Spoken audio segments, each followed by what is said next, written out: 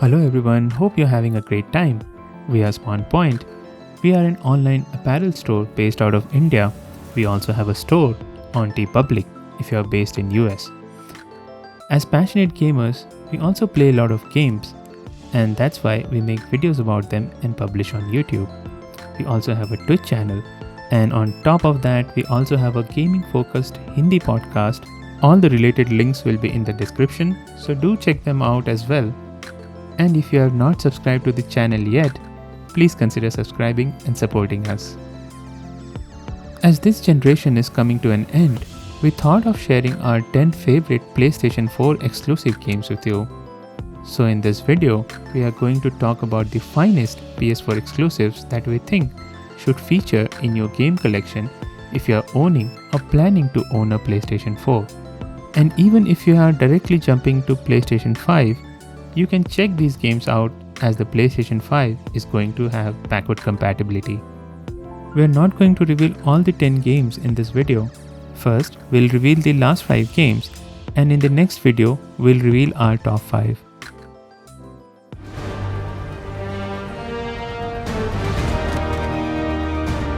At number 10, we have Marvel's Spider-Man. Released in 2018, Marvel's Spider-Man is a unique game. Not only this is arguably the only big budget AAA Spider-Man game in a long time, but this is also a platform exclusive game which is unheard of for a popular superhero game. The previous license holder of Spider-Man video games, Activision, did release a lot of games, but most of these were very ordinary and uninspiring, barring a few like the 2004's Spider-Man 2. But all that changed when Marvel decided to team up with Sony and developers Insomniac Games to bring a highly polished big budget Spidey game exclusively to the PlayStation 4. This was a major coup by Sony, as Spider-Man is one of the most famous superheroes in the world. The game tells a story of a more mature Spider-Man who already has a lot of experience of being a superhero. We also spend quite a bit of time with Peter Parker and go through his struggles. Maybe Peter Parker can have more of a life. What makes the game great? Insomniac Games pulled out all the stops to put the player inside Spider-Man's suit. The swinging feels great, the sense of speed is amazing, the combat is fluid and deep, and the open world is very well realized for the player to traverse and enjoy Spider-Man's abilities to the fullest. The story of the game is also very engaging and takes a lot of unexpected twists and turns. The focus on being both Spider-Man and Peter Parker pays off narratively, and as a player, you feel more connected to the character. Spider-Man, unlike other superheroes, is more relatable as he's an average Joe who has superhero abilities, but his real life struggles are very ordinary like anyone else. This is the reason why he is so likable, and the game truly captures that. Anyone else need a breather? Needless to say, technically, the game is almost flawless, as most PlayStation first party games. It is one of the prettiest games with rock solid performance to boot, both on the base PlayStation 4 and the Pro. Hi! Is this the flight to Newark? Why didn't we rank it higher? I feel the game is let down a bit due to the very standard and by the numbers open world. Apart from the main story, the side stories and collectibles felt very ordinary and repetitive. Although there are many villains in the game, we don't have any memorable bosses that use the open world. All these things pull down the game from getting ranked higher in my opinion. Not how I thought today would go. But all these complaints can be easily fixed in a sequel, which I'm sure is under development right now. We are also getting a Miles Morales Spider-Man game for the PS5 launch, which seems to be a smaller scoped game compared to the full Spider-Man experience.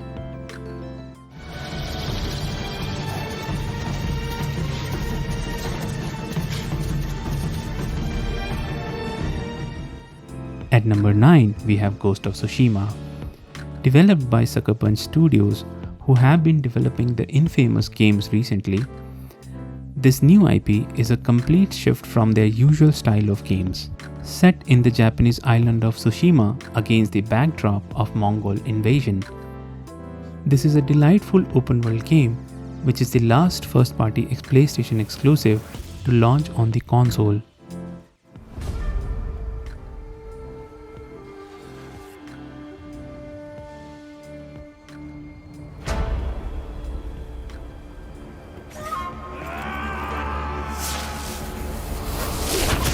This game features the journey of a fallen samurai, Jin Sakai. With the beautiful island as the backdrop, the game features combat, stealth, and some light platforming. Sucker Punch spent almost 5 years crafting this game, and it really shows. Why is the game great?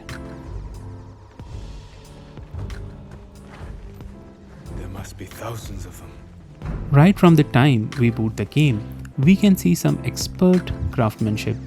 The game loads up in just few seconds, and what you see on the screen is simply breathtaking. Paired with accessible yet deep combat, expansive upgrade system, excellent story, and music, this game is like a painting in motion.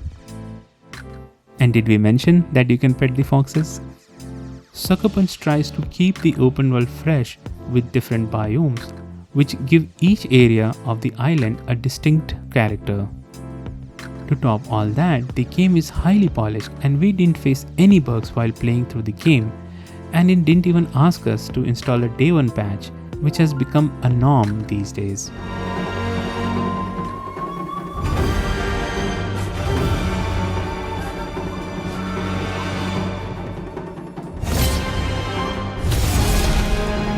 Why didn't we rank it higher? Similar to Spiderman, I feel Ghost of Tsushima uses the same dated open world template. Don't get me wrong, the open world in this game is amazing, but once again, like Spiderman, it lacks the interesting side stories and activities which make the world feel more alive. Also pulling the game down is the stealth gameplay, which feels very simple and outdated in this era.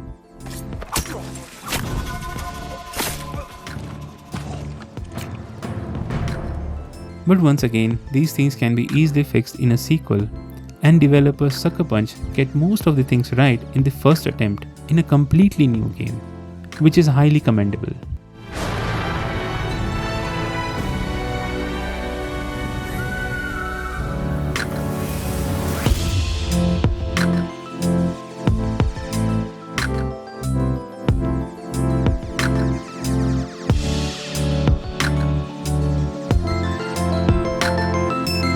At number 8, we have Dreams.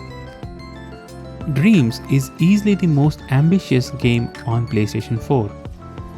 Developed by the British developers Media Molecule, this is not a game in the traditional sense, as it is more of a creation tool, much like their earlier game series The Little Big Planet. Dreams is part video game engine, music creation tool, and a platform for part-time creators to create and share their creations. There's nothing like this on consoles. At the time of recording this video, the game has barely been out for less than 6 months, but already there are so many promising projects on the platform. Why the game is great?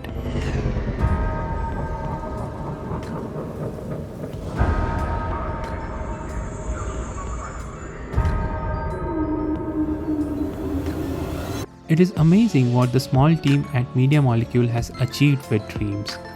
The sheer depth of tools available to create something inside Dreams is staggering. Game development is a very complex process, but Dreams has streamlined its tools in such a way that it makes the job a bit simpler and above all enjoyable. Even if you are not creative, you can still enjoy the countless games, short movies, and musical experiences which the community has already put out on the platform. The retail game also shipped with a story mode which is handcrafted by the folks at Media Molecule using the same tools which is found inside Dreams. Of his own subconscious mind. With your imp, which manifests in Art's world as his imaginary friend, Why didn't we rank it higher? To be honest, we wanted to rate it higher, but we have to take into consideration what Dreams is right now. At this moment, there are very few highly polished experiences available on the platform. Game development is hard, and logically speaking, it will be some time before we see something really exceptional released inside Dreams. Right now, there are a lot of ideas and projects playable, but they lack the length and breadth of an actual game. But as I said before, Dreams has just launched and it takes time for the community to understand and get used to the available tools. I see a big potential for it in the future. Media Molecule is also supporting the platform very actively. They even added VR support recently. Going into the next generation, it will be exciting to see what the community brings to Dreams.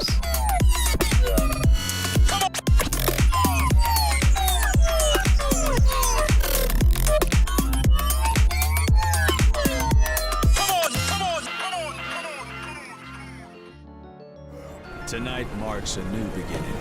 For Shinra! This could well be her last line of defense. Let's go.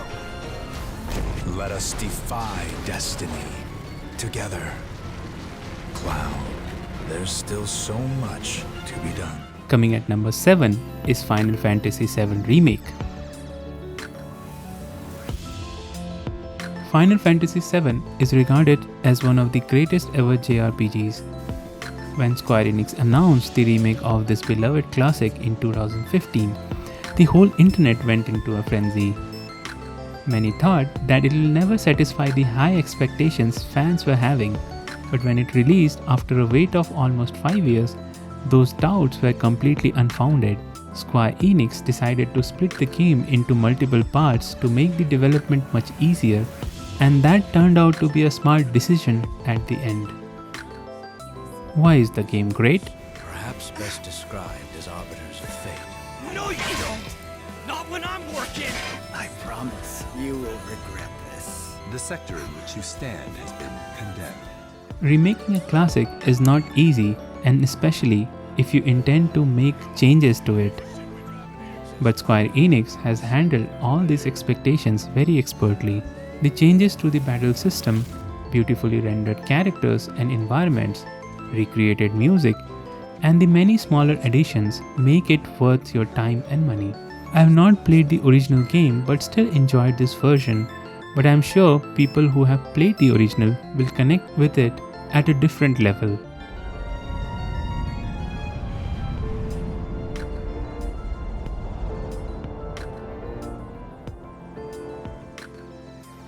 Why didn't we rank it higher?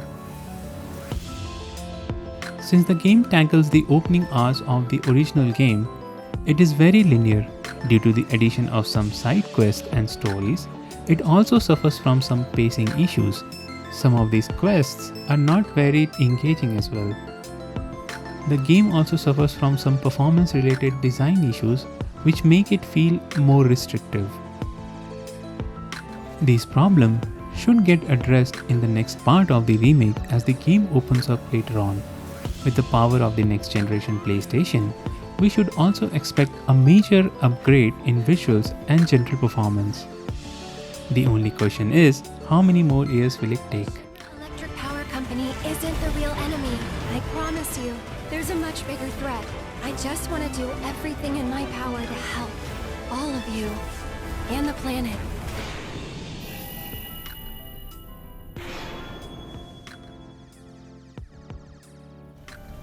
The stories don't tell where the old ones went. They don't tell us why the machines rule these lands. But they warn us that this balance cannot last.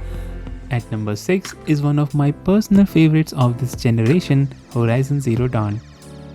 Like Ghost of Tsushima was a big departure for Sucker Punch, Horizon Zero Dawn is also a big departure for the Netherlands-based Guerrilla Games.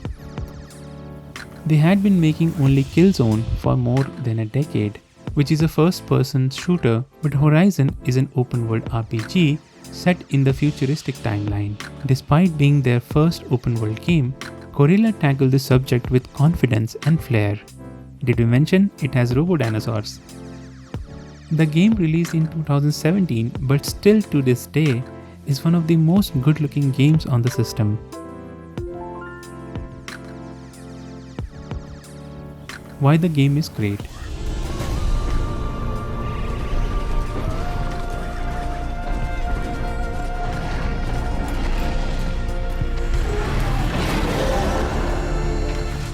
Truth to be told, I didn't have very high expectations from the game. I knew it will be a very good game, but I didn't expect it to be that good.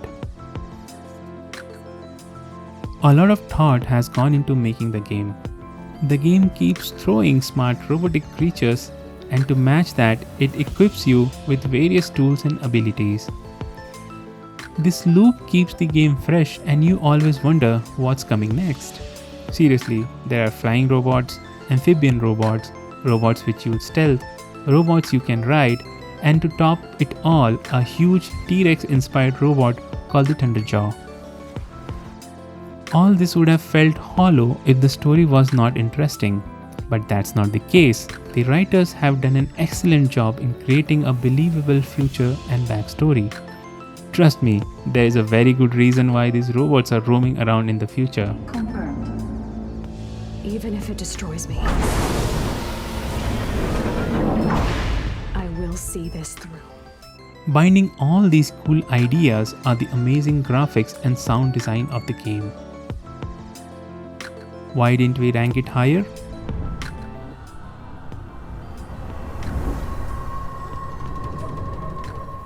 There are some visible shortcomings in the game though. First of all, the characters, barring a few, are very forgettable. Much of the story is told through exposition, which can be a bit tiring for some. The game also suffers from those same open world failings like Spiderman and Ghost of Tsushima. All these shortcomings are very minor in my opinion, and like other games can be improved in upcoming sequel, The Forbidden West. As I mentioned earlier, this is one of my favorite games of this generation, and among very few which I have platinumed. Outcast! You came from nothing. You will die a nothing.